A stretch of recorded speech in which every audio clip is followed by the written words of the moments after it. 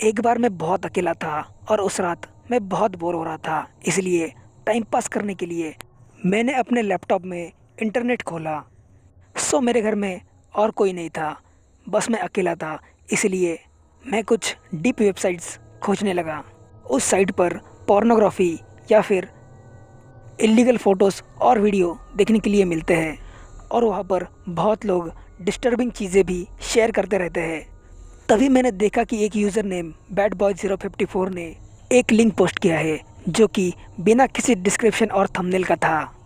Curiosity के कारण मैंने उस लिंक पर क्लिक कर दिया। उसके बाद मेरा स्क्रीन पूरा ब्लैक हो गया। उसके बाद मेरे स्क्रीन में एक वीडियो शो हो गया, और उसका थंबनेल एक अंधेरा कमरा था जिसमें टीवी चल रहा था। मैंने बिना सोचे समझे उस वीडियो को प्ले कर दिया, जिसके बाद मुझे बैकग्राउंड में टीवी नॉइज़ की आवाज़ें सुनाई देने लगी। कुछ देर वीडियो में ऐसा ही चलता रहा। उसके बाद मैंने कुछ नोटिस किया। वीडियो में एक काली परछाई थी जो पूरी तरह से काले कपड़े में ही ढकी हुई थी। शुरू से मुझे लगा कि ये कोई एक डरावना वीडियो होगा, और मुझे हॉरर वीडियो भी देखना बहुत पसंद है, खास करके वो बिल्ली एनिमेशन। उसके बाद वो परछाई मेरी तरफ एकदम तेज़ी से बढ़ने लगी। उसके बाद कोई चीज़ एकदम स्क्रीन की तरफ आ गई। हाँ, मेरा अनुमान सही था। वो परछाई बहुत ही तेज़ी से स्क्रीन की तरफ आ गई थी।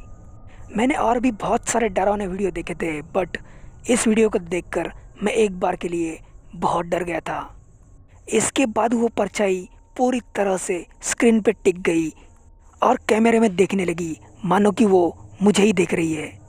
अब मुझे थोड़ा मामला गड़बड़ सा लगने लगा था, क्योंकि वो चीज़ बहुत ही डरावनी लग रही थी और वो मेरी तरफ ही देख रही थी। और अभी मैं ये सब सोच ही रहा था, तभी मुझे एक गहरी और डरावनी आवाज़ आ गई। तुम मुझसे कुछ भी पूछ सकते हो। ये आवाज़ उस वीडियो से आ रही थी। मैं कंफ्यूज हो गया था और मैं कुछ टाइप करने की कोशिश कर रहा था, लेकिन एक बार फिर नहीं नहीं, कीबोर्ड से नहीं, यहाँ मुझसे मुझसे बात करो तुम। उसके ऐसा कहते ही मेरे पैरों तले जमीन खिसक गई और मेरा दिल जोरों से धड़कने लगा। मैं धीरे से बड़बड़ाया, क्या तुम मुझे सुन सकते हो? और उसने इसका जवाब दे दिया। जी हाँ, बिल्कुल साफ साफ। अब मैं अनकंफर्टेबल महसूस कर रहा था, और उस वक्त मुझे ऐसा लग रहा था कि कोई मुझे देख रहा है, मेरी हर हरकत पे नज़र रख रहा हो। मैंने तुरंत पॉज बटन दबाया, बट उसका कोई भी असर नहीं हो रहा था। और उसके तुरंत बाद तुम कहाँ जाने की कोशिश कर रहे हो? मुझे तुमसे बात करनी है। मैंने माउस को एग्जिट बटन पे ले जाना चाहा, लेकिन मेरा पूरा लैपटॉप फ्रीज हो चुका था। ना माउस का एरो मूव कर रहा था और ना ही कोई कीबोर्ड का बटन। और न जाने कैसे मेरे वेबकैम का लाइट फ्लैश करने लगा, मानो इसे किसी ने ऑन कर दिया हो। और अब मेरा चेहरा स्क्रीन पे आ रहा था। हाँ, अब मैं तुम्हें देख सकता हूँ। अब वो मुझे देख सकता था। ऐसा कहने के बाद वो जोर जोर से हंसने लगा।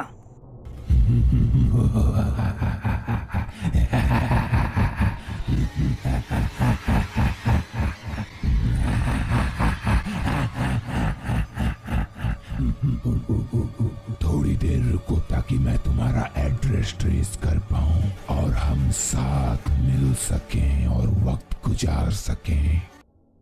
अब बस इतना ही मेरे लिए काफ़ी था। मैं पागलों की तरह कीबोर्ड पे हाथ पटक रहा था, मगर कोई फ़ायदा नहीं था। मैंने पावर बटन बहुत देर से दबाए रखा था, लेकिन उसका भी कोई फ़ायदा नहीं हुआ। मेरे कुछ भी करने से वो लैपटॉप ऑफ नहीं हो रहा था। पर इतना काफ़ी नहीं था। उस वीडियो से लगातार आवाज़ें आ रही थी। तुम अब फंस चुके हो, परेशान मत हो, मैं तुम्हें ढूंढ लूंगा। आखिर में मैंने उस लैपटॉप की बैटरी निकाली, लेकिन वो पूरी रात मुझे ज़रा भी नींद नहीं आई। लेकिन मुझे ऐसा लग रहा था कि कोई मुझे देख रहा हो। मेरे मन में अलग अलग सवाल उठ रहे थे। क्या उसने मेरा लोकेशन ट्रेस कर लिया होगा? कहीं अगर वो मेरे घर आ गया तो मैं क्या करूँगा? लेकिन उस रात के बाद मुझे वो आदमी कहीं भी नहीं दिखा। पर वो डरावनी रात मुझे हमेशा याद रहेगी। शुभ रात्रि। अगर चैन से सोना है तो जाग जाइए। Good night.